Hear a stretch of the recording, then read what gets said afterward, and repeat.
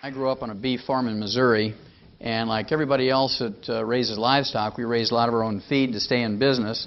And we raised corn and soybeans and hay, and we grind this stuff up into a flour, and we'd add vitamins and minerals and trace minerals. You make pellets, and you feed those calves for about 6 to 9 months, and then you ship them off to be butchered or maybe to other feeders.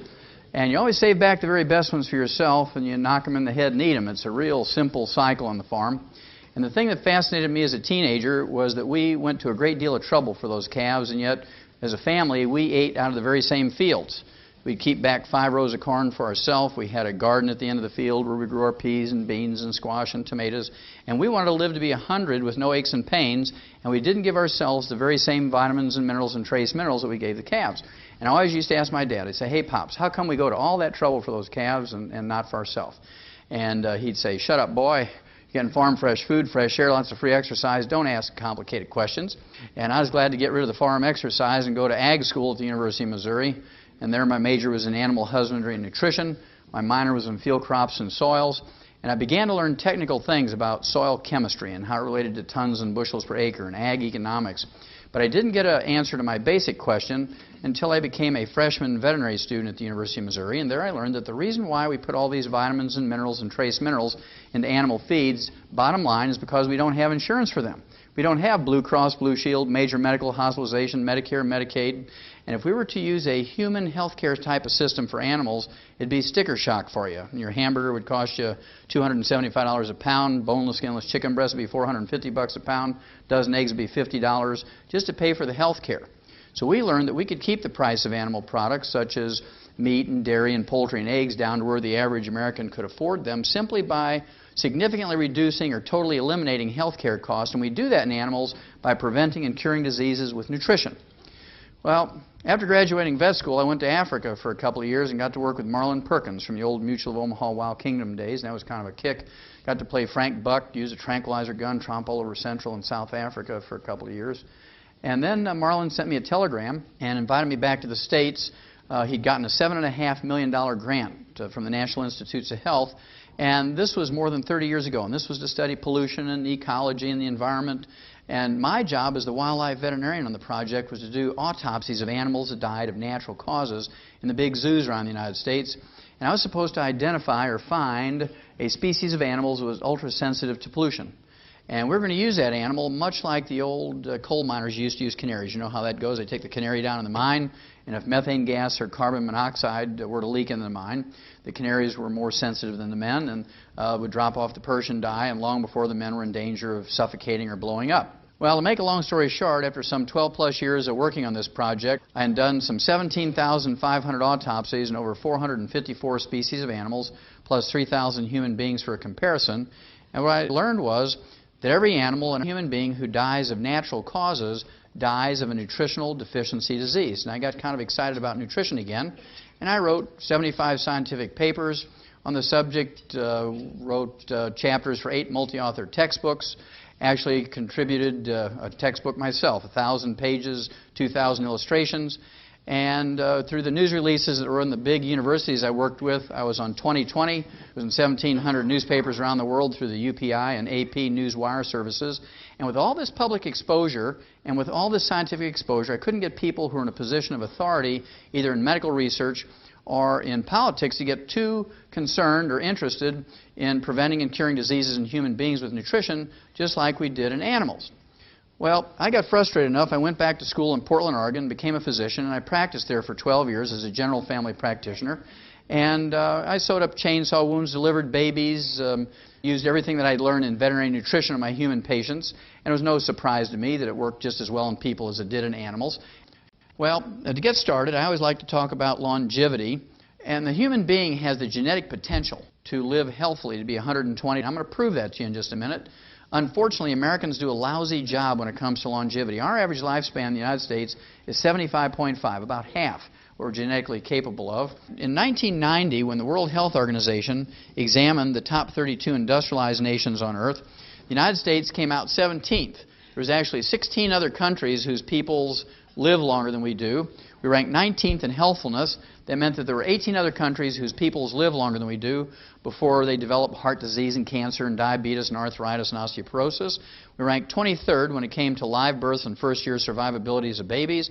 And we ranked dead last, 32 out of 32, when it came to preventing birth defects. Now, what all this means is we have the highest priced healthcare system in the world, but not the best. It also means that we have the most envied healthcare system in the world, but not the best. We have the most technologically advanced healthcare system in the world, but not the best. Well, I had a good friend by the name of Christopher Bird for many, many years, over 20 years, and Chris was a best-selling author on books on organically grown food. He was an expert in this subject, and I was always trying to give him vitamins and minerals, and he refused to take them, and he'd tell me, Doc, I bring my own cooler, I don't eat any hotel food, I bring my own organically grown food, and so I don't need to take vitamins and minerals. Well, I was changing planes, again, in Atlanta, had an hour to kill, picked up the local newspaper, and guess whose obituary I found in the newspaper? Chris Bird. Of course, again, he was a best-selling author of books, The Secret Life of Plants, The Secrets of the Soil, and he died at age 68 from a ruptured aneurysm, a type of stroke, 7.5 years before the average American dies. And he led a pristine life, lived up in the mountains, had an organically grown garden, collected herbs, like Yule gibbons, and ate wild hickory nuts and all those kind of things. And because of his belief, he died of a copper deficiency. And I'll show you in a minute that copper deficiency causes ruptured aneurysms. And it's just a tragic thing that people have so much to give and die at less than half their genetic potential for longevity. A lot of people say to me, Doc, I don't need to take vitamins and minerals and trace minerals because I use herbs. Now, herbs are not nutrition. You have to understand that herbs are not nutrition. They are great plant medicines. They're safer. They're more economical, and in most cases are more effective than prescription medications that doctors will give you, but they're plant medicines. If you have diarrhea, they can tighten you up. If you have constipation, they can loosen you up. If you have hypertension or high blood pressure, they can bring it down. If you have a fever, they can bring it down. But don't expect to get enough calcium or selenium or boron or copper or vitamin A from herbs. Well, I've been doing biomedical research and clinical research in animals and human beings, and I can tell you no matter how you look at health and longevity, whether it be in animals or human beings, there's only really two concepts you have to deal with. Concept number one I refer to as avoid stepping on the landmines. This is where you don't want to throw away your healthy physical body wastefully. You don't want to smoke. Don't abuse alcohol. Don't do drugs. Don't jog down the highway at 2 o'clock in the morning wearing an all-black ninja suit. You're going to get hit by a truck mirror, right? Whenever a doctor says, here's our options, never say, Doc, whatever you say, you're the doctor. When a doctor says, here's our options, what you want to do is say, look, I want copies of all these records and tests, I want copies of the x-rays, and go visit 3 other doctors and 3 other hospitals. You want to talk to 12 of their living patients that had gone through this procedure. Talk to them, see if you really want to do this. I mean, you do this for your driveway and your roof and your fence and your yard and all that kind of stuff. Why not for your own physical body? That's concept number one. Now that you've avoided the landmines, you're in a good position to do all the positive things that you need to do to go on to live to be over 100. Basically, what you want to do is take all the essential nutrients. 60, that's 6 minerals, 16 vitamins, 12 essential amino acids, and 3 essential fatty acids. And they're called essential nutrients for 2 reasons. Number one, your body cannot manufacture them. You must consume these every day, either as food or as supplements. Number two, if any one of these essential nutrients is missing for a couple of months, couple of years, you get on the average 10 deficiency diseases. You have everything to gain, nothing to lose by supplementing properly. Well, the medical profession, of course, has this malignant dumb belief that you can get everything you need from your 4 food groups. My favorite article of all time in the press was April 6, 1992, Time magazine, cover article, The Real Power of Vitamins. New research shows it may help fight cancer, heart disease, and the ravages of aging. 6 positive pages. If you haven't read it, I'd urge you to go to a public library, school library, dig it out and read it. There was only one negative sentence, and as you might guess, it was offered by a medical doctor who was actually contacted by the writer of the article, said, what do you think about vitamins and minerals and trace minerals as supplements for human nutrition? Here's what he said, quote, popping vitamins doesn't do you any good, sniffs Dr. Victor Herbert, a professor of medicine at New York City's Mount Sinai Medical School. We get all the vitamins we need in our diets, and taking supplements just gives you expensive urine, unquote. Now, Missouri translation of that is you're just peeing away your money. You might as well wad up your dollars, throw them in a toilet, and flush them away. You can get everything you need from your 4 food groups, is what he's trying to say. Well, I'd rather pee out 50 cents or $1 a day worth of excess vitamins and minerals. That's cheap insurance. Think about it. How much money you spend for coffee or soft drinks or newspapers and that kind of stuff every day. 50 cents to $1 a day to maintain and repair your body. And it's kind of fascinating that most people don't do it. Just remember, when you pay that doctor out of your own pocket or indirectly through insurance or indirectly through taxes and Medicare, Medicaid, not a single penny of that goes to better understand, manage, treat, prevent, or cure catastrophic diseases in kids, breast cancer in women, prostate cancer in men. Now, a lot of people ask me, why did you call your original tape Dead Doctors Don't Lie? Well, that's because I believe for a long time, because I'd done medical research for over 20 years in large medical research institutes, medical schools, the various laboratories, and I always had a belief in the medical system, but I was very disappointed when I learned that doctors don't know the most about health and longevity. Doctors don't know the most about disease. They do know about procedures, how to fix your bones when you break them and that sort of thing, how to do a CAT scan. And so I began to look in the medical journals, and sure enough, the first article ever published on health and longevity of American doctors was published in JAMA in June 15, 1895, a little over 100 years ago. They said at that time doctors lived to be 54.6. I redid the study 97 years later using the same obituary techniques that they did in JAMA. This was January 20th, 1993, in that particular issue of JAMA, and it turned out the doctors lived to be 57.6. I rounded up to 58 to give them the benefit of the doubt, and doctors just went berserk when I said that. I mean, this was the most outrageous thing that they'd ever heard. My principle is, my premise is, that doctors don't live as long as the average couch potato in America. And I purposely put that figure out there at 58 to try and challenge people. Well, doctors immediately looked at all the insurance actuarial charts. They got 250,000 dead doctors. They said, your group's too small. So they looked at 250,000 dead doctors and they say, doctors don't live to be 58, they die at 62. They still don't live to be 75.5 like the average couch potato. We actually reran this again using the entire obituary history for 1996. And for the entire 1996, of all the doctors dying in 1996, with all the medical treatments and drugs and procedures and everything and transplants, doctors in that study lived to be 70. Still 5.5 years short of the average couch potato in America. So they still have never proven that doctors live as long as everybody else, and that's why dead doctors don't lie. Now, if you do everything right, how old can you live to be? Is it worth all the effort? I believe it is. Here's one. Christian Mortensen from San Rafael, California, in August of 1995. Turned 113. August of 1996, he turned 114. He's still going strong. Certainly can live to be 115. Smokes a couple of cigars a day like George Burns, who also lived to be over 100. Certainly was, I guess, the only exercise George Burns ever did was put the cigars in his mouth. This gal here, Dora Ramathebe from South Africa, in July of 1995, turned 114. And when she was asked by the media, Dora, what do you attribute your health and longevity to? She did not say that we owe it all to our annual physical, our HMO.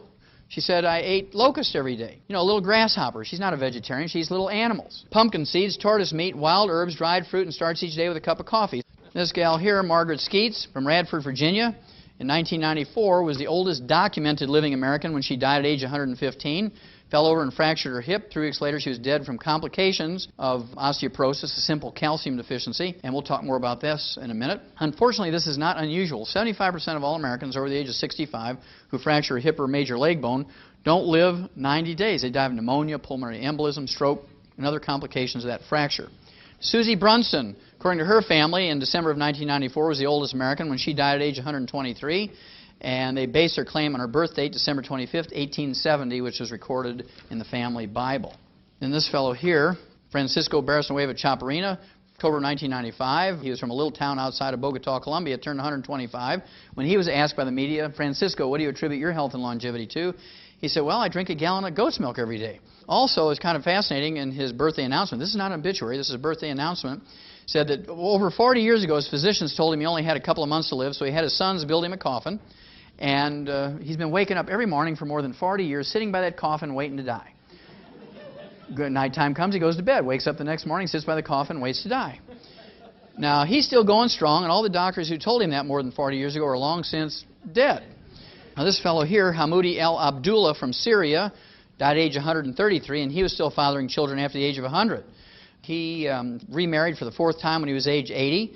Fathered 4 boys, 5 girls, 9 children after the age of 80 with the same wife. And when you add up the pregnancies and the breastfeeding, the time in between pregnancies, he was still fathering children after the age of 100. Now, this very next one is my very, very favorite. This gal, Mazumi Dusti from Iran, according to the Rocky Mountain News Wire Services out of Denver and the Iranian News Agency, this was January of 1995. She died at age 161. Now, you have to give a certain amount of credibility to this obituary report that she died at age 161 because she was survived by 6 living children ranging in age from 120 to 128. They hadn't even left home to go to college yet. Now, her oldest son, Gholam, said his mother had never visited a doctor nor taken any chemical medications during her life, did take a few herbs. So if you kind of think about it, every one of these people who live to be over 100, 120, 130, 160, these people are not from the United States or Canada or Germany or England. Kind of interesting, isn't it? Most of them are from third world countries. They're furthest away from medical help, and they live to be old. So that we're beginning to collect information here. The last one we want to look at, the National Geographic Society, a very respected group of people, scientists and so forth, and support groups for science, comes out with a monthly magazine, the National Geographic magazine, of course. And they, in January of 1973, came out with a nifty special issue on longevity. They looked at cultures whose people live to be 120, and they documented the oldest living human being that they could find based on their criteria. This fellow, by the name of Sherali Mizmulov from Azerbaijan, a little country just south of Russian Georgia in western Russia today, they documented him as being 167 years old. Remember, this is the National Geographic Society, not the National Enquirer. 167 years of age, and they had a half-page picture of him actually harvesting tea leaves in a tea plantation, still working 8 hours a day, 6 days a week when he's 167. 5 months later, May of 1973, Sherali Mizmulov turns 168, goes out and hoes the garden for reporters to show how vigorous he is. Now, for at least 50, maybe 70 years, medical doctors in America have been poo-pooing the idea that you could live well beyond 100. You know, people who lived 115, 120, they were 1 in 6 billion. It wasn't something that everybody could look forward to. And anybody who tried to teach people how to live to be 110, 120, 140 were considered charlatans and quacks and taking advantage of older people. I was glad to see this come out. This was a news article in the USA Today newspaper in October of 2000. And it was based on an article in the journal Science, a very respectable journal. And what they said was, forget 100, try living past 120. Humans possess a maximum life expectancy longer than 120 years, which had been the long theorized medical limit. In fact, lifespans appear to be increasing over time with no end in sight. Now, the key part of this is, now that there's no doubt about it, everybody agrees that human beings, including Americans, have the genetic capacity to live well beyond 120. Doctors want to take credit for it. The things that have actually increased our longevity from 45 average lifespan in 1895 to 75.5 today, which is an increase of about 30.5 years, are sewers and good clean water. Public health things. We don't have cholera and leptospirosis and tuberculosis in our food supply and our water supply anymore. We have meat inspection, we have public waterworks and things, we have sewers. These are the things that have extended our lifespan. Then there's this salt thing. You know, whether you believe it or not, this medical dogma has really caused a lot of problems in America. How many of you have ever heard that using a salt shaker is bad? You're going to get hypertension, right? You're going to get heart disease and stroke. What's the first thing that a good farmer puts out for his livestock? A salt block or a salt lick, isn't it? There's nobody out in the pasture telling a cow she's limited to 1 lick a day. I refuse to believe that my human patients are dumber than a cow. Say, look, go ahead and pick up a salt shaker and you're going to see that lightning won't strike you. You can go ahead and salt your food to taste, you can salt your body, nothing bad is going to happen. And 98% of my patients love it. They bring me hundreds of new patients every month who want to use salt and not feel guilty about it. And 2% of the bean counters, they say, now, Wallach, we love you and respect you. We have this high-priced cardiologist that says you're flying in the face of all the weight of medical evidence. You can't tell people that they can use a salt shaker because you're going to kill them with high blood pressure and heart disease and stroke. And I've been vindicated in this belief. This was actually a study that was published in the New York Times, May 22nd, 1996. And this study was abstracted from JAMA, the Journal of the American Medical Association, the most prestigious medical journal in the world, according to themselves. Now, in this particular journal, a Dr. Alexander Gordon Logan, who's an epidemiologist and cardiologist on the teaching staff of the medical school at the University of Toronto up in Canada, and he took 56 existing studies on hypertension or high blood pressure and restriction of salt, combined the data from these 56 studies, which included 3,505 people. He threw away all the conclusions and reevaluated the larger group. And what he found out was this. If you have normal blood pressure and you restrict salt, it will not prevent you from getting heart disease or high blood pressure. If you have hypertension or high blood pressure and you restrict salt, 97% of those with high blood pressure or hypertension who restrict salt will not get any measurable benefit. 97% will not get any measurable benefit. 0. 2 to 5% get measurable benefit, but it's not significant. They're only able to reduce their blood pressure by 3.7 millimeters of mercury. So here's what Dr. Alexander Gordon Logan said in JAMA, May 22nd, 1996. He said, you might as well go ahead and salt your food to taste. It's a meaningless exercise. Don't get paranoid about salt. It has nothing to do with blood pressure problems. There has never been one single iota of proof that restricting salt has any benefit. It's just one of those medical myths, he called it, but I'm going to call it a medical caca. Now, if it's not salt, what causes high blood pressure? Well, it's not salt, first of all, because salt is an essential nutrient. It has a combination of sodium and chloride, both of which you need. And according to the American Heart Association, the minimum daily requirement for a 150-pound person for salt each day is a heaping teaspoon, 6 to 9 grams of salt a day. Now, the Japanese who live longer than we do, the Japanese who live 4.1 years longer than we do and have half the cancer rate, they eat 12 grams of salt a day. They eat 3 times the salt we do. And they live 4 years longer, have half the cardiovascular disease rate, and half the cancer rate we do, and yet they eat 3 times as much salt as we do. So you're beginning to put the puzzle together that doctors really don't know what they're talking about. That's why dead doctors don't lie. Well, if it's not the salt, and if it's not genetic, what is it? Well, it's actually just a simple mineral deficiency. Raise your hand. You ever heard that cholesterol's bad? And you got to get it low in your blood. You got to have a low cholesterol diet. Otherwise, you're going to get heart disease, right? Doctors would like to blame all cardiovascular disease on cholesterol. We've known for 75 years in the animal industry that cholesterol is not a boogeyman. There's not a single disease that's caused by elevated blood cholesterol or triglycerides. You can find me one. I'll give you $1 million in small bills in any offshore account you want. There's not a single disease that's caused by elevated blood cholesterol or triglycerides. Elevated blood cholesterol and triglycerides are really just a warning signal, much like a fever. Fevers don't cause infections, but when you have an infection with a bacteria, a virus, a fungus, maybe a parasite, you can get a fever. You can have a broken leg and get a fever. You can have cancer and get a fever. You can have liver disease and get a fever. Babies get a fever when they teethe. And so you have to kind of sort it out. When somebody comes into a doctor's office with a fever, you have to say, well, okay, here's my whole list called a differential diagnosis, all the things that cause fever. If they're 80 years old, you can quickly rule out teething, right?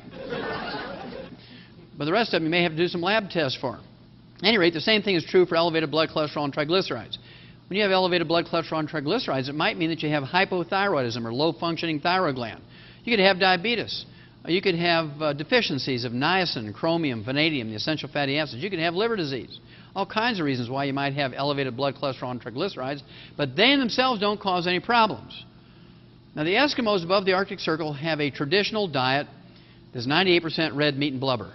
They eat whale meat, whale blubber, walrus meat, walrus blubber, seal meat, seal blubber, bear meat, bear fat.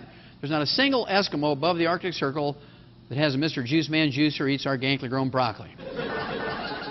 Their average cholesterol ranges from 250 to 350, and yet they're legendary for not getting cardiovascular disease until they come down to the lower 48 and eat like us. Then when they get the cardiovascular disease, they go back home to die up above the Arctic Circle. They start eating whale blubber again, and it goes away. Well, learning all that, I felt very confident in telling my patients, look, we're going to do something different. My goal as a physician is to have my patients die at an average age of 100. I don't want my patients dying at 75.5. I want to give them another 25 years. I want the average lifespan for my patients to be 100.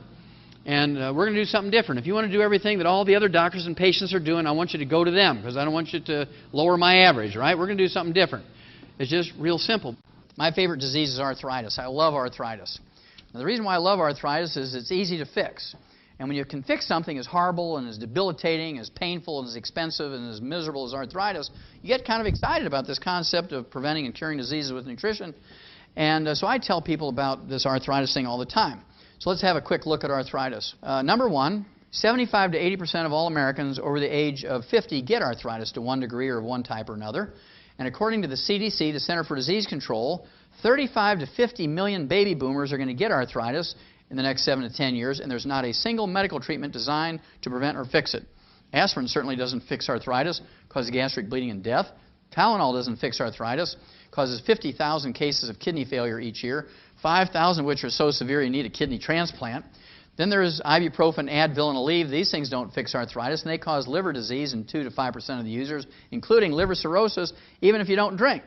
And then there's methotrexate and gold shots. These things don't fix arthritis. They subdue your bone marrow so you can't make normal platelets and white blood cells.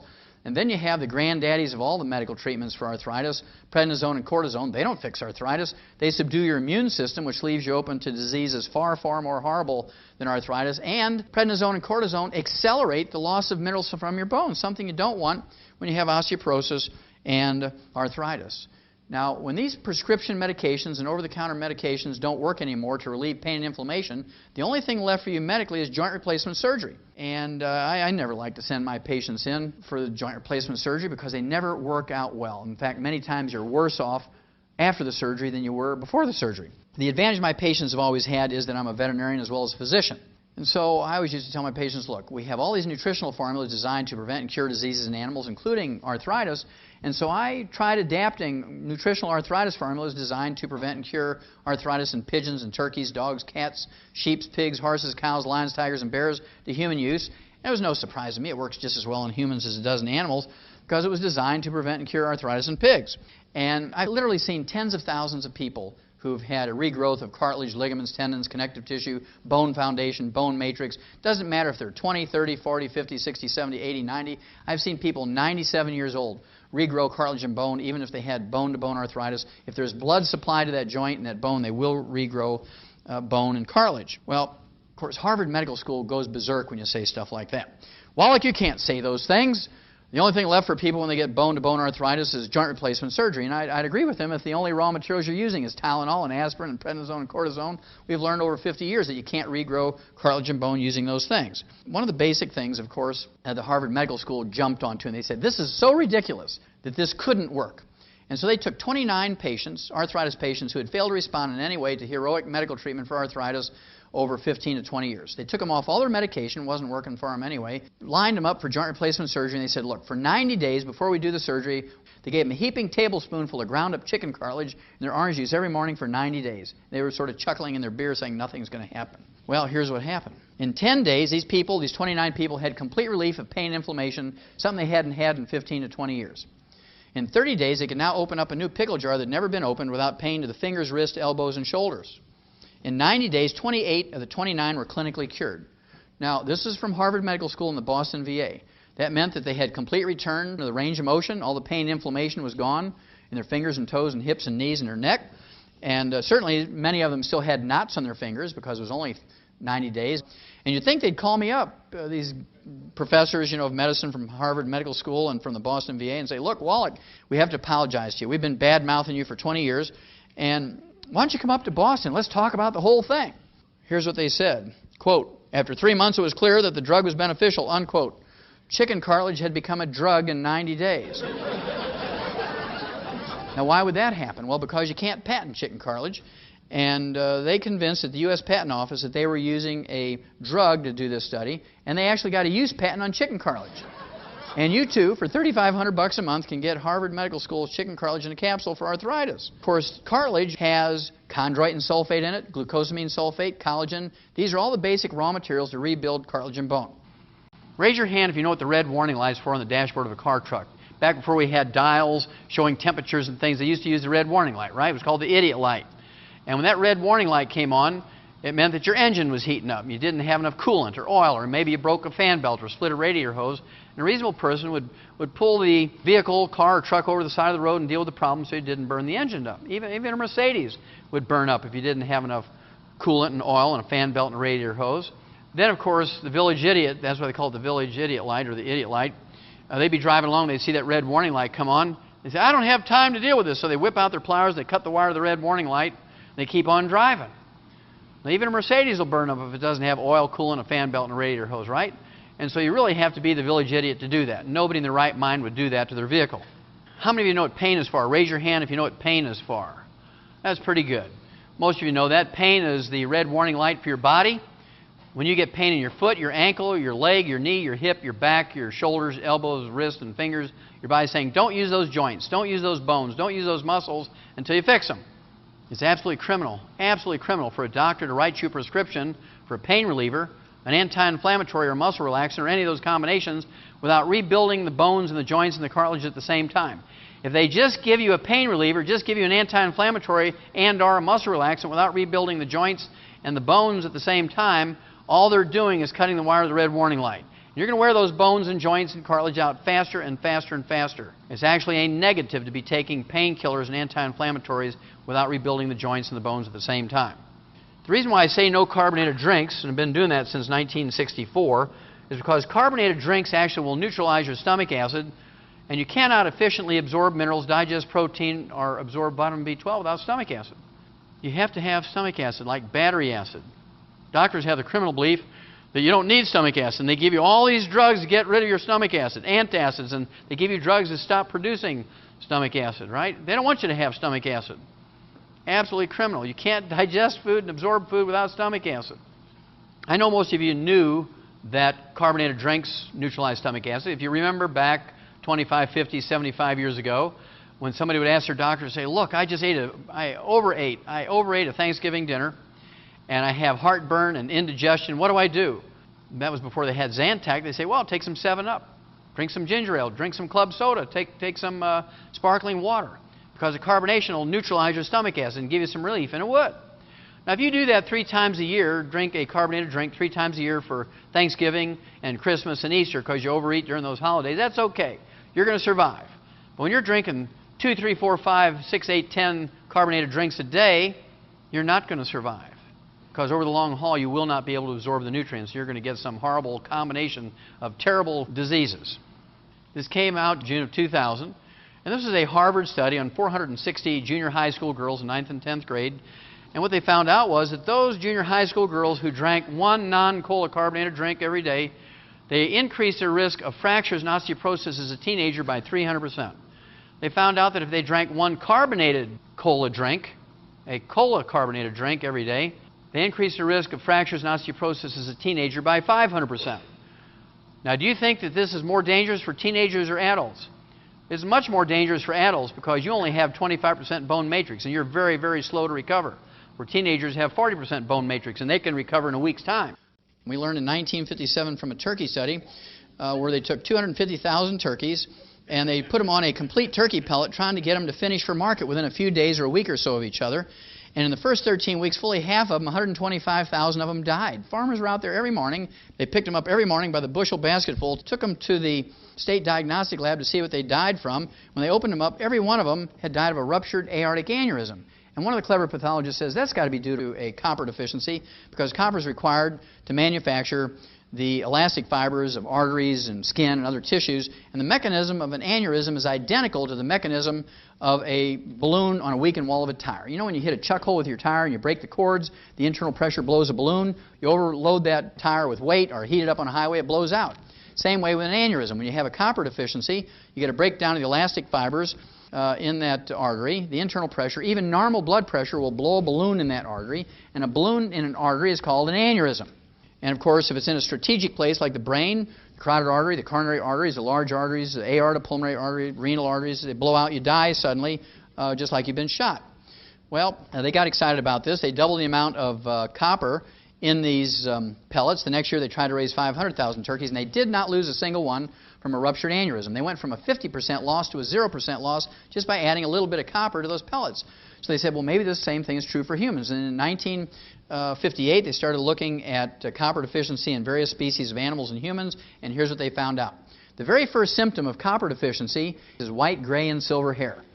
Copper is required as a cofactor to manufacture hair pigment. Doesn't matter if it's blonde, red, brown, or black hair. And I see a lot of copper deficiency in this room. I can almost tell you which people, men and women who have colored their hair, get pretty good at that, as being a physician.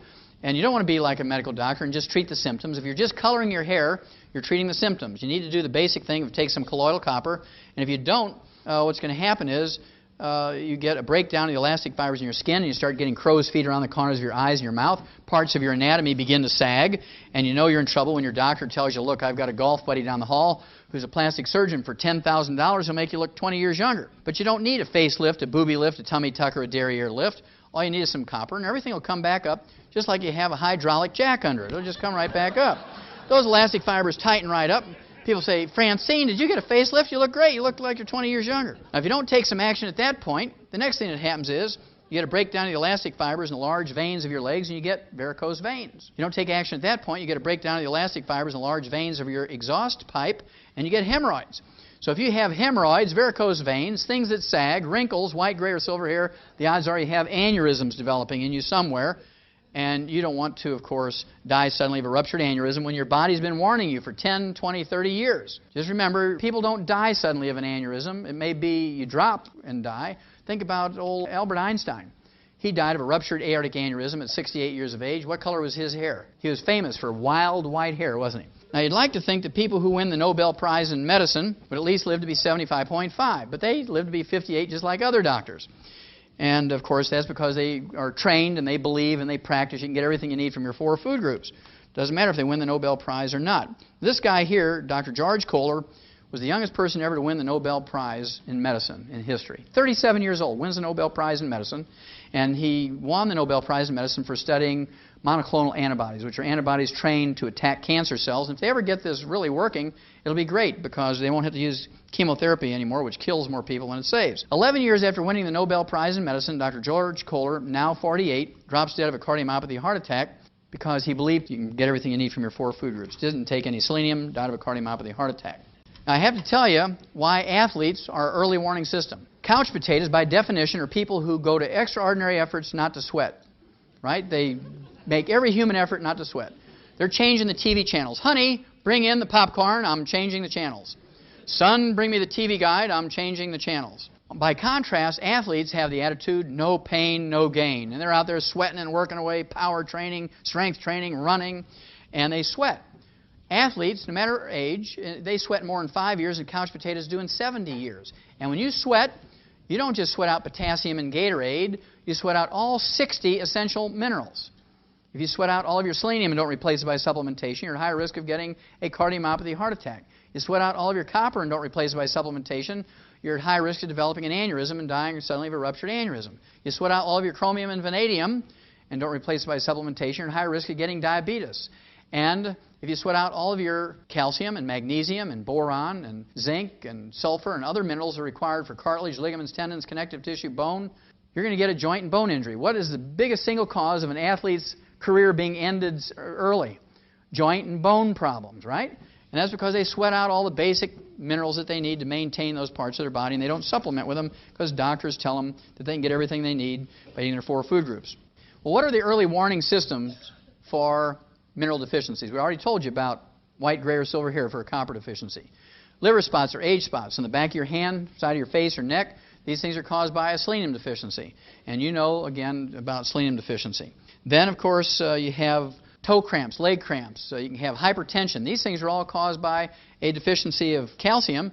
And if you're an athlete at age 25 or 15 and you get a leg cramp, it's a calcium deficiency, your body's telling you, if you don't stop drinking those Pepsis and start supplementing with some calcium, by the time you're 40, 50, 60 years old, you're going to have arthritis and osteoporosis. But most people say, well, I got to get this high-priced trainer. I need somebody who can give me massage therapy because I have a cramp. And they don't go and take their supplements. 85% of the total mineral in your body is calcium. There's 147 different diseases you can get from a calcium deficiency. We're just going to quickly go over the top 10 when it comes to number of people affected and the amount of money involved. Let's look at osteoporosis, the number 10 killer of adults in the United States. Remember, 75% of those over age 65 who fracture a hip or a major leg bone don't live 90 days. Also, it's the most horrible disease when it comes to human misery and dollars expended. Osteoporosis, think of the special vans and the lift gates and the ramps and the elevators, the special plumbing in homes and public buildings, special parking places, wheelchairs and walkers and canes. Think of the beds and the chairs that are little electric motors that lift you up when you can't stand up by yourself. Physical therapists, joint replacement surgeries, pharmaceuticals, doctor's visits. We're talking billions and billions of dollars for nothing more than a calcium deficiency disease. Now, as horrible as a disease as osteoporosis is in human beings, we don't have osteoporosis in animals because we don't have Blue Cross Blue Shield, major medical hospitalization, Medicare and Medicaid to pay for nonsensical surgical treatments for a mineral deficiency. We've learned that by putting animals who are weaned off their mother's milk on calcium, as soon as they're weaned, they won't get arthritis and osteoporosis. It's amazing how that works. Receding gums. Dentists and dental hygienists will tell you to floss and brush after every meal. If you believe that works, I have some oceanfront property in Montana to sell you. If you have receding gums, periodontitis, gingivitis, pyorrhea, loose teeth, bridges and plates, you actually have osteoporosis of the facial bones and the jaw bones. We don't get receding gums in animals, even though they don't floss or brush. That's because we've taken care of the osteoporosis problem in animals. Arthritis. 85% of all arthritis is called wear and tear arthritis. Osteoarthritis, degenerative arthritis, ankylosing spondylitis. These things are nothing more than osteoporosis of the joint ends of the bones. Hypertension, high blood pressure, as you've learned, has nothing to do with salt or salt restriction. 85% of hypertension not related to kidney disease which is most of them, not related to kidney disease, is in fact a calcium deficiency. Insomnia is not a deficiency of sleeping pills, Halcion or barbiturates. It's a deficiency of calcium. Kidney stones, bone spurs, heel spurs, and calcium deposits. Again, the medical profession has a malignant, dumb belief that these things are due to too much calcium in your diet, tell you to give up calcium, when in fact you only get kidney stones, bone spurs, heel spurs, and calcium deposits when you have raging osteoporosis. You actually need more calcium, more magnesium, not less. Cramps and twitches. Raise your hand. How many of you have ever had a toe cramp, foot cramp, leg cramp in your life? Sure. That's the first symptom of a calcium deficiency that most people recognize. So if you've ever had that sometime in your life, you've had a calcium deficiency. Then you have PMS. The University of California at San Diego came out and said that 85% of the emotional and physical stuff of PMS can be relieved, eliminated, and cured. They use the cure word by taking 3 times the RDA of calcium. Low back pain has nothing to do with disc problems. I know you've heard of people, maybe even yourself, have had a disc surgery for back pain. And after the surgery, you still had the pain, maybe even worse, because back pain is not caused by disc problems. If you have a disc problem, you can have numbness and tingling, maybe even paralysis if it's very severe, but disc problems do not cause pain.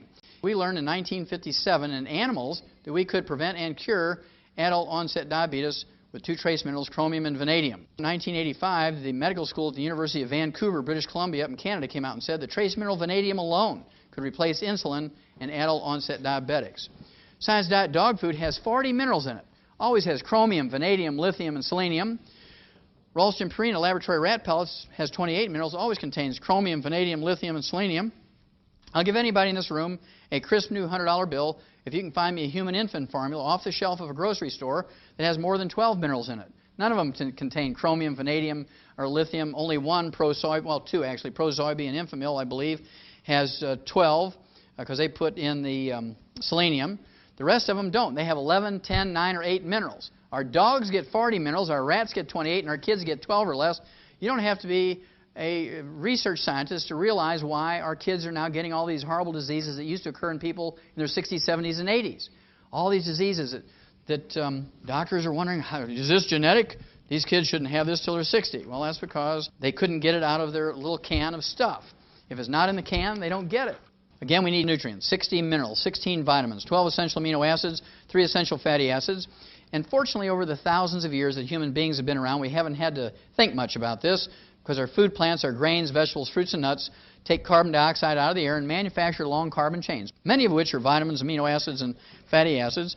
And this is where this medical caca came from, that you can get everything you need from your 4 food groups. Because they say, well, plants, grains, fruits, vegetables, and nuts can manufacture vitamins, amino acids, and fatty acids. But we've tried this experiment for 200 years. Americans have eaten better than anybody else in the world. We've had the best quality food in the world over anybody else. And yet, we only live to be 75.5. We don't set any health or longevity records. So if you want to live to be over 100, can't get it from eating your 4 food groups. You can live to be 75.5. You may live 10 years older, 10 years younger, but on the average, 75.5. So if you want to live to be over 100, you do have to supplement with vitamins, amino acids, and fatty acids. There's 3 types of minerals that you have to concern yourself with. First of all, there's metallic minerals. These are things like oyster shell, eggshell, limestone, coral calcium, seabed minerals, clays of various types. Tums is a popular one with doctors. Lactates, gluconates, citrates, oxides, sulfates, carbonates.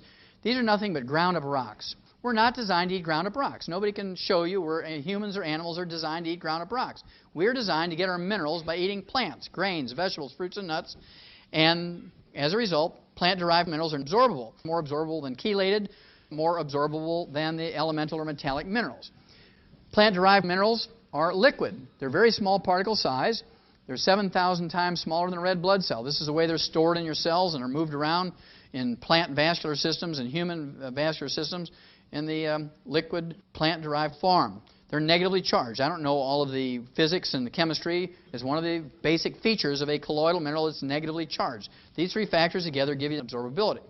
Now, the way it's supposed to be is our food plants, our grains, vegetables, fruits, and nuts, take the elemental or metallic minerals out of the soil, convert them to minerals for their own use, for their own metabolism and biochemistry, and then animals and people eat these plants that are enriched with minerals. That's how we're designed to get our minerals. Unfortunately, we have several problems here. For 100 years, we've used a simple fertilizer known as NPK. We put in 3 nutrients into the soil when we need 60 minerals. We put those three nutrients in the soil for maximum yields per ton and bushel per acre. Then, of course, we have to understand that plants cannot manufacture minerals. If they're not in the soil, they're not in the plants. Plants only have minerals in them if they're in the soil. Plants cannot manufacture minerals. Over 90 years at least, we've been deficient in our soils in America, and as a result, our food is deficient, and as a result, the crops, the grains, fruits, vegetables, and nuts that are grown there are minerally deficient, and as a result, the animals and people who eat these minerally deficient crops get mineral deficiency diseases, and the only way to prevent and cure them is with mineral supplements.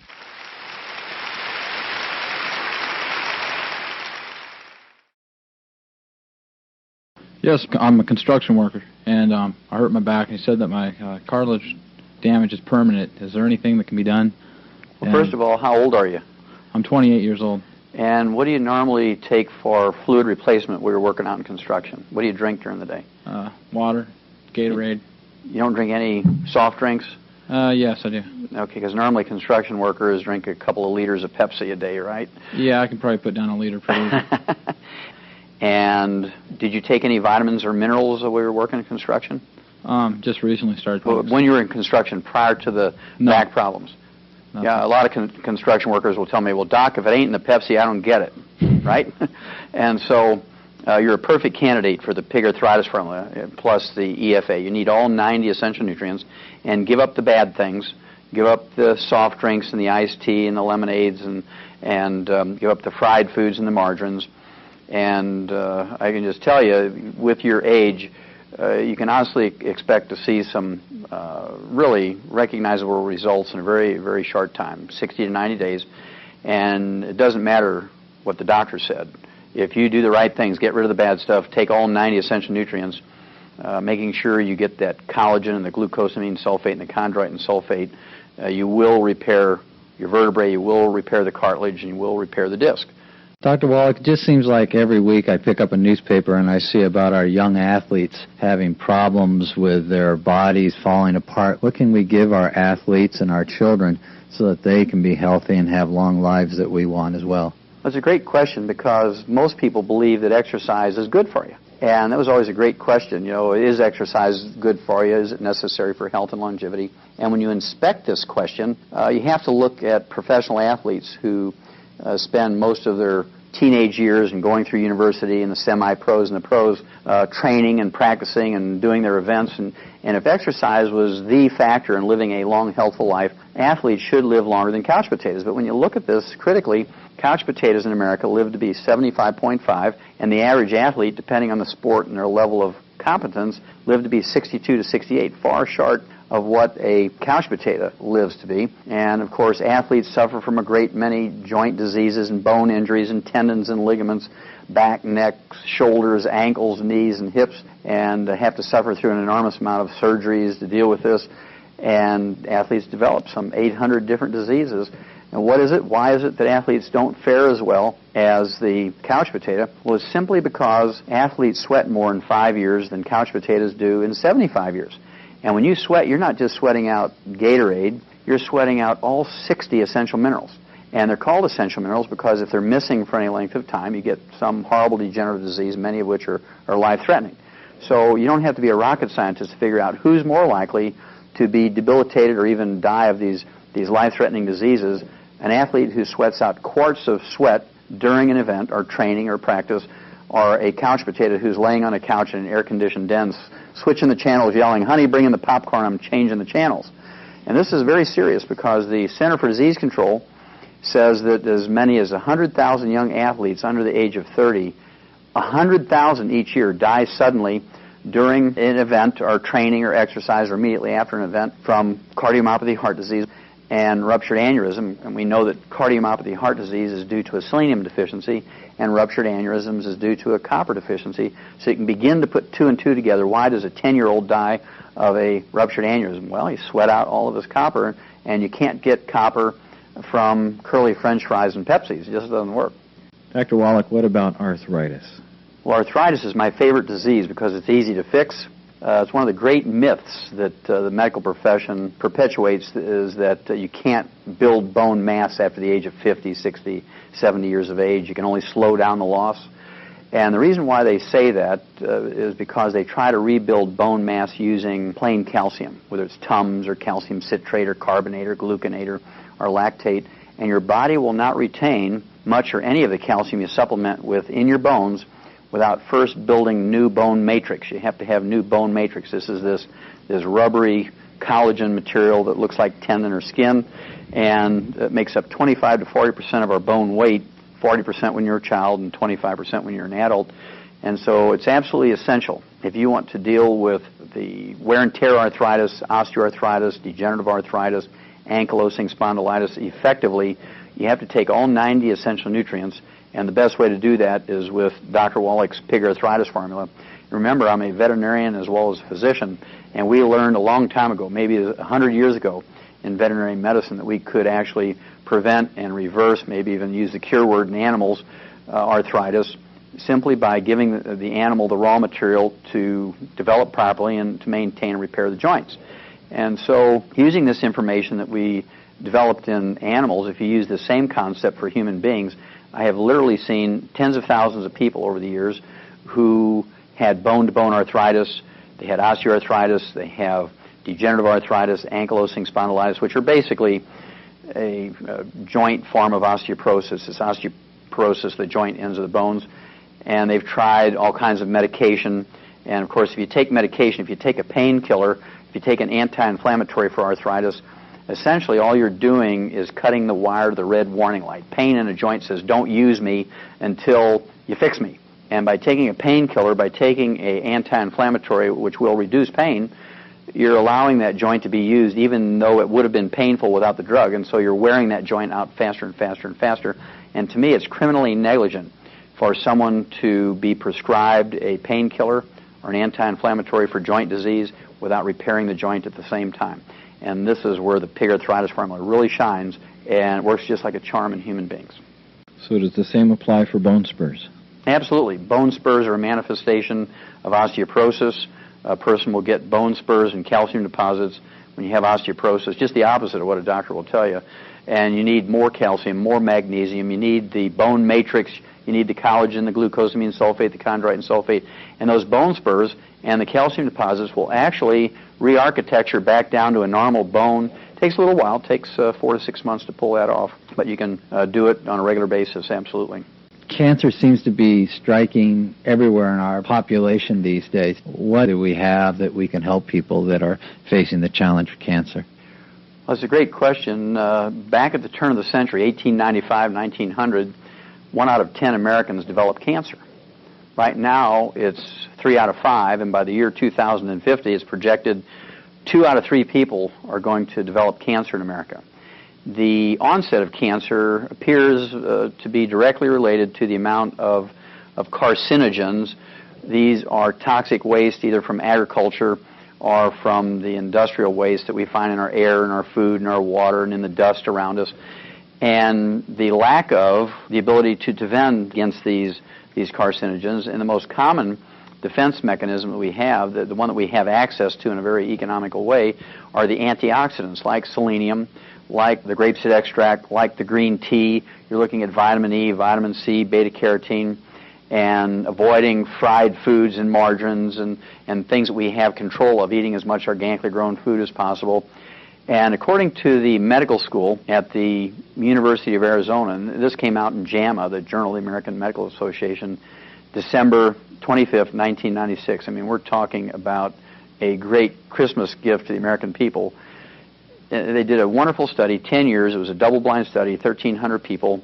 They gave the study group 250 micrograms, which is 1/4 of 1 milligram. And we're talking an itsy-bitsy amount of selenium. They just used selenium alone. Didn't change anything else. And by giving these people 250 micrograms, 1/4 of a milligram of the trace mineral selenium, they were able to reduce the risk of esophageal cancer by 71%, prostate cancer by 69%, greater than 2/3, colon and rectal cancer by 64%, almost 2/3. Lung cancer was reduced by 48% whether you smoked or not. And in a parallel study from the University of California, San Diego, 250 micrograms, 1/4 of 1 milligram of selenium, the trace mineral selenium, reduced the risk of breast cancer by 50 to 80%. And the same study showed that if you already have cancer, if you take 250 micrograms of selenium every day, you will in fact double the natural history life expectancy of a particular type of cancer. For instance, lung cancer, the natural history is about a year. Brain cancer is less than a year. Uterine, ovarian, colon, breast cancer is 2 to 5 years. Prostate cancer is 5 to 8 years. Well, just by taking 250 micrograms of the trace mineral selenium every day, 1/4 of 1 milligram, according to the University of Arizona's medical school, you can double that life expectancy just by doing that one thing. And so if you take the other antioxidants and give up margarines and fried foods and sugar and caffeine and avoid as many of the agricultural waste and the toxic waste from the industry that you can, you will be able to avoid an enormous amount of cancer. And if you already have cancer, doing other things such as taking the antioxidants and getting on macrobiotic diets and so forth, you can add many healthful years to your life. You can certainly have a better quality of life. And many people will extend their lives in a great way, 10, 20, 30, 40 years. And obviously there's no way you can look in somebody's eyes and say, you're the one that's going to live 50 years. And so people just have to do all the right things, and they're going to get the best that can be gotten from nutrition and the supplements. Dr. Wallach, I've been a diabetic for about 30 years. What kind of minerals should I take to help me? Okay, well, first of all, are you an adult onset type 2 diabetic or are you juvenile onset type 1 diabetic? Juvenile onset type 1. You are insulin dependent because the definition of a juvenile onset type 1 diabetic is that you do not make any insulin, and so you will never be able to wean off of insulin. You will always have to take some insulin. But there are 2 trace minerals, chromium and vanadium, that will make the insulin that you supplement yourself with very efficient. And most people who are juvenile onset type 1 diabetics are able to reduce the amount of insulin they require to stabilize their blood sugar by supplementing with the chromium and vanadium. Normally, a person learns how to adjust their insulin by taking their blood sugar once or twice or 3 times a day. And so you're taught how to adjust your insulin intake. And just by following what you've been taught, as you supplement with this plant-derived colloidal and the chelated chromium and vanadium, you will be able to get down to a new dosage of your insulin. And the value of taking the whole pig arthritis formula is that there's nothing worse than paying attention to your blood sugar levels and your insulin intake and then dying of a ruptured aneurysm because you didn't supplement with copper, or developing cancer because you didn't supplement with selenium. So it's very important, even though you're a diabetic and that is your primary immediate concern, still over the long haul, being a health-conscious person just out of necessity, you're going to have to supplement with all 90 essential nutrients. And the odds are, even though you're a juvenile onset type 1 diabetic, you have every honest expectation of living to be 100, symptom-free, if you do everything right. Yes, my question's on Alzheimer's. Why is it more prevalent today than it was 15, 20 years ago? Well, actually, Alzheimer's disease was a disease that did not exist 40 years ago.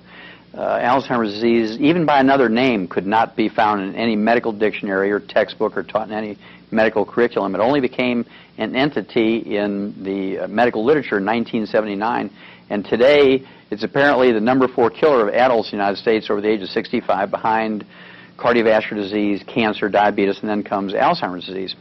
And it appears to me with no doubt that it's due to what I call a physician-caused disease, because doctors have encouraged people, in fact demanded that people give up saturated fat and cholesterol and move towards a cholesterol-restricted or even a cholesterol-free diet to get their blood cholesterol down below 200, and they have created no less than 25 of these cholesterol deficiency diseases, and to me Alzheimer's disease is one of the big ones. 75% of our brain weight is pure cholesterol. It's called myelin. It's this fatty stuff that insulates each nerve fiber of the brain and spinal cord. And we can only make about 10% of our daily need of cholesterol. The other 90% must come from the diet. And if a person is very, very good at giving up chicken skin and red meat and dairy and eggs like a doctor would have them do, after about 6 or 8 or 10 years, they're not going to be able to keep up with the maintenance and repair needs of the cholesterol for the myelin in the brain and spinal cord. And so you can just expect that the person is going to develop one or more of these 25 physician-caused diseases, including acquired seizure disorders and Alzheimer's disease. Now, the best way to avoid Alzheimer's disease is to eat a couple of eggs every morning for breakfast, not cooked in margarine or fried. You want to consume as much as 72 ounces of red meat every month. And I know that sounds like a lot, but it's just a quarter pounder a day. And you want to supplement with all 90 essential nutrients. And when you get to the vitamin E level, you want to have at least 2,000 international units of vitamin E, and you want 500 micrograms of selenium. And if you do that, even if you already have Alzheimer's disease, you can expect to have a significant amount of return of memory. A great study done by the University of California, San Diego, and the Salk Institute that says by taking 2,000 international units of vitamin E alone, even if you have advanced Alzheimer's disease, you can get a significant amount of memory return. I've remodeled homes for families. You notice these little children bouncing off of walls, and what they get for breakfast and a snack after breakfast, and then lunch again, normally has sugar in it. Is there any correlation here with ADD? Absolutely. Back at the turn of the century, 1895 to 1900, Americans were eating half a pound of sugar per person per year. Today it's 150 pounds of sugar per person per year, and somebody out there is eating 300 pounds because I don't eat any. And I can tell you that there's a direct correlation between the increase in ADD, ADHD, depression, manic depression, bipolar disease, and the increased consumption of sugar. And if you look at it, there's 5 million American children, school-age children, who are on Ritalin and Prozac and imipramine and other antidepressants in school. 5 million drugged American kids in preschool and elementary school, simply because these kids are sensitive to sugar, like many people are sensitive to alcohol. There's good alcoholics who just kind of go to sleep when they have a couple of drinks.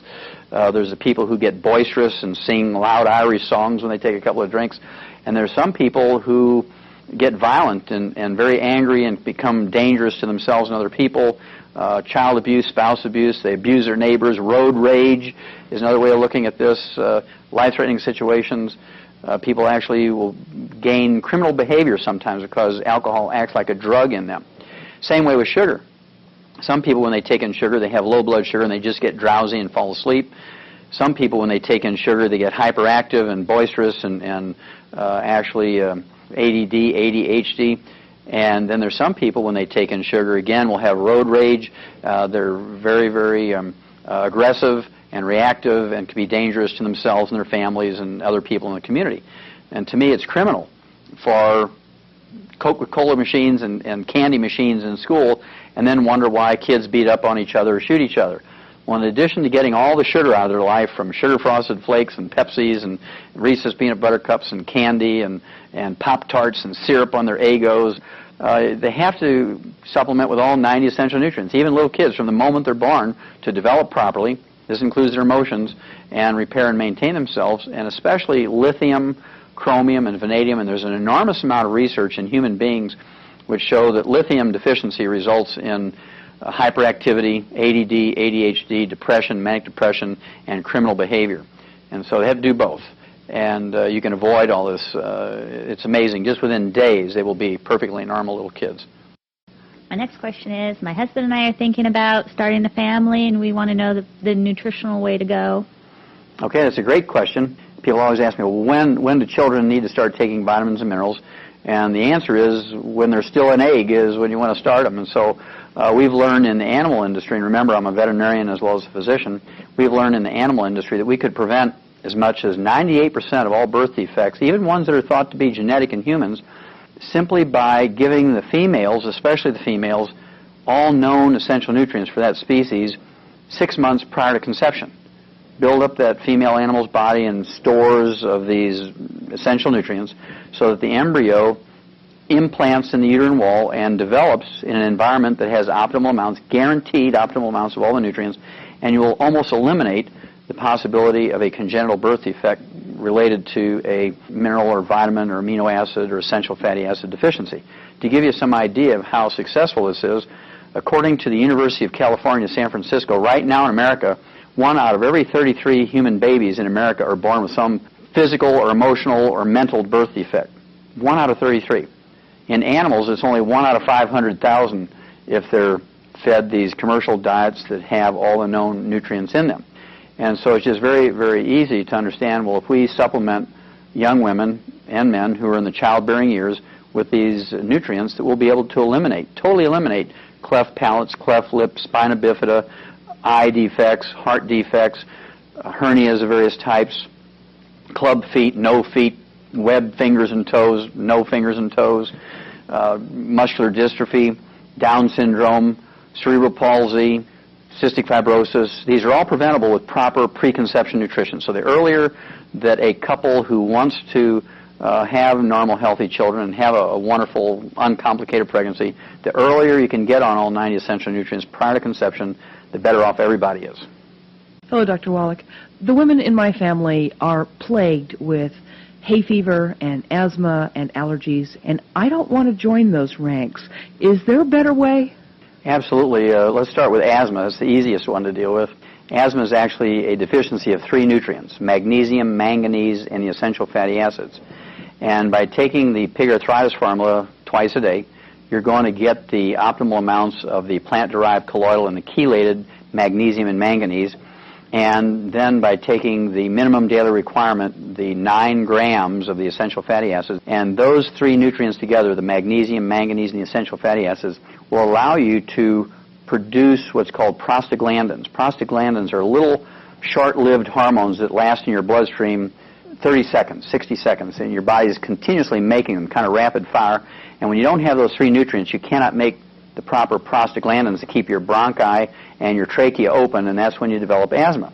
And it's very common when people take all 90 essential nutrients, including the magnesium and manganese and the essential fatty acids, within weeks or months, the tightness, this constant tightness in their chest, is significantly reduced or maybe even totally relieved. The frequency and the severity of their asthma attacks is reduced. I would certainly still keep an inhaler available until in case you had some unexpected emergency, kind of like wearing your seat belt, even though you're on a smooth flight and you're not going to anticipate sudden turbulence.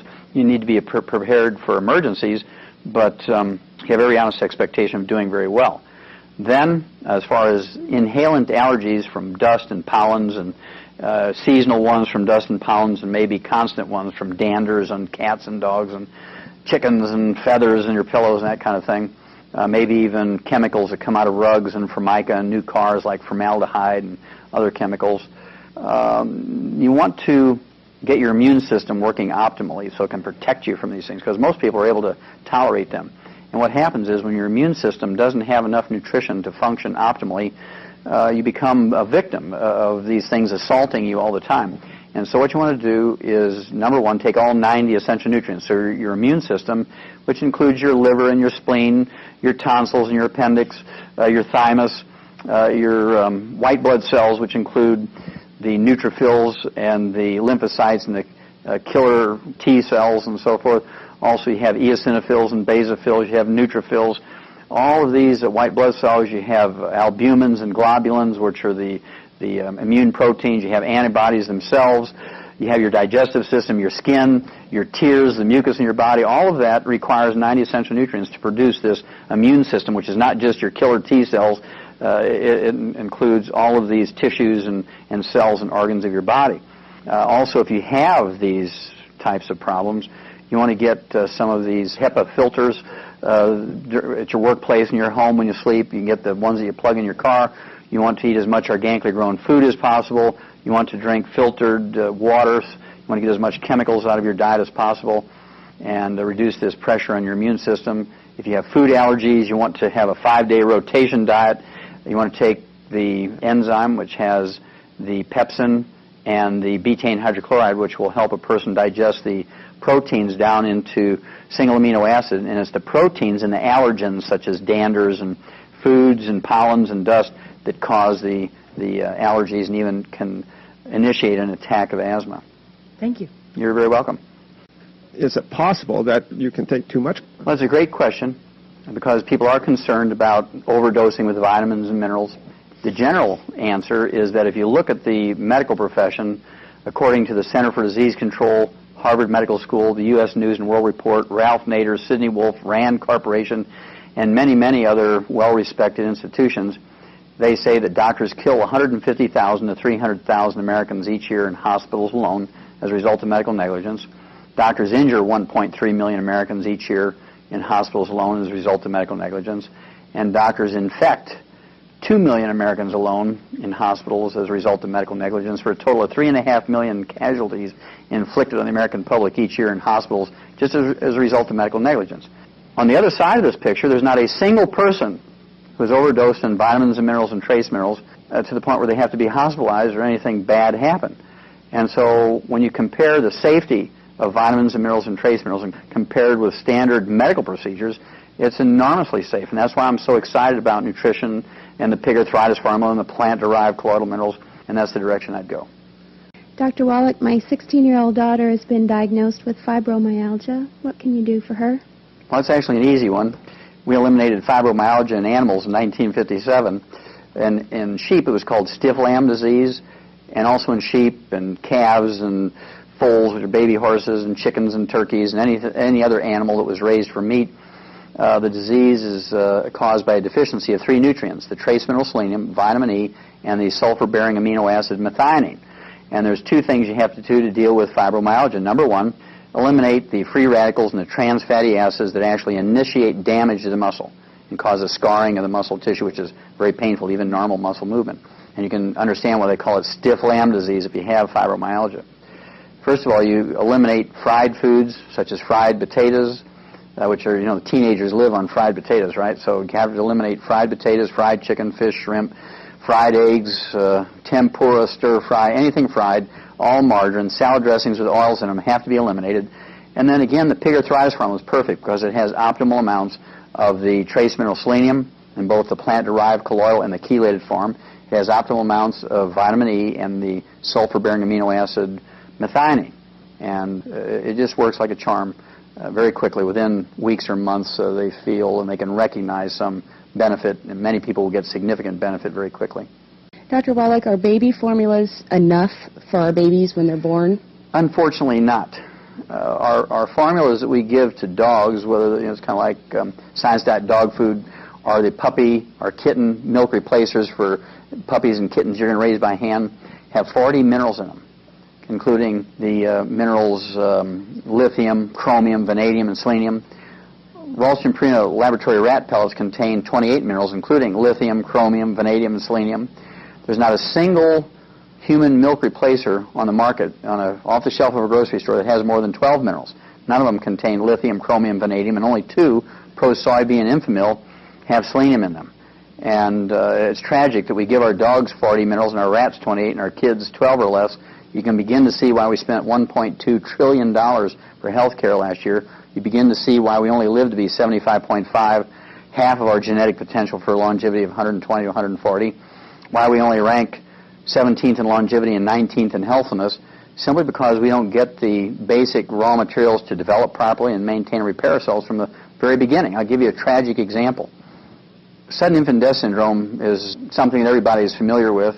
We eliminated sudden infant death syndrome in animals back in the 1950s because farmers can't afford to lose 2 or 3 or 5 or 10% of the baby animals they're raising to sudden infant death syndrome, and we learned that it was due to a deficiency of the trace mineral selenium, causing sudden death in the most robust, the healthiest of the baby animals in the group or the herd or the flock. And we eliminate it simply by giving the pregnant mothers selenium, and as soon as the baby is born or hatched, they get selenium. And if you look at the human infant milk replacers on the market, only 2 of all of them put selenium in the formula. And so if I was going to raise a child today on these infant milk replacers, these infant milk formulas in a can, or a bottle or a box, I would pick the 2, Pro-Soybean and Infamil, that have selenium in them. And to stack things in favor of the child, I would still give them, from the moment they're born, a teaspoon for 20 pounds of body weight of the pig arthritis formula twice a day. Obviously, you may not want to use the orange juice in a newborn baby because it can develop allergies to it, but I would still give them the plant-derived colloidal and the chelated minerals and vitamins and amino acids. And the tragic example of this is 65%, this is a known fact, 65% of all the babies dying of sudden infant death syndrome in America are being fed canned milk replacers. 2/3 of the ones who die of sudden infant death syndrome are being fed these canned infant formulas. And I guarantee you, they're being fed the ones that don't have selenium in them. And so, absolutely, it's important to supplement these babies from birth because you can't get everything you need from your 4 food groups, certainly not out of these canned formulas. Great. Thank you. Mm-hmm.